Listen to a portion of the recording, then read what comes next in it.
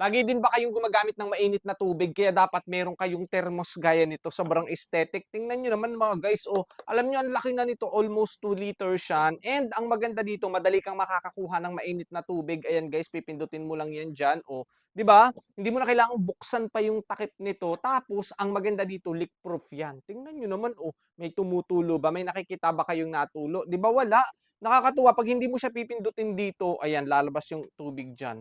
So ang maganda dito mga guys, tumatagal talaga dito ng 24 hours na mainit. Kasi ang maganda dito mga guys, fully insulated food grade stainless talaga. Kaya talagang tatagal na mainit yung tubig nyo. At tingnan nyo naman yung handle, oh, sobrang kapal niyan. Oh. Yung handle na tipong hindi mapuputol or mapipigtas dun sa pagkakakabit niya. Oh, sobrang ganda, 'di ba? Ang ganda ha, almost 2 liters yan kaya marami kang maiilagay. Pwede mo din gamiting panligo kasi ang dami na nun, isang puno, sa isang timba, solve ka na dito. Oh, kaya kung lagi din kayong gumagamit ng mainit na tubig, guys, dapat meron kayong ganitong thermos para hindi kayo init ng init. Magagamit kayo ng heater, 'di ba? O yung electric kettle, 'di ba, gagamit ka ng paulit-ulit na kuryente o kaya sa gas stove kayo nag-iinit, 'di ba?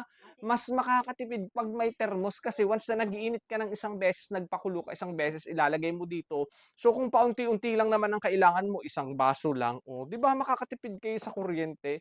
Kaya dapat may thermos pa rin kayo. Alam nyo guys, maganda rin 'tong dala-dalahanin 'pag may camping, may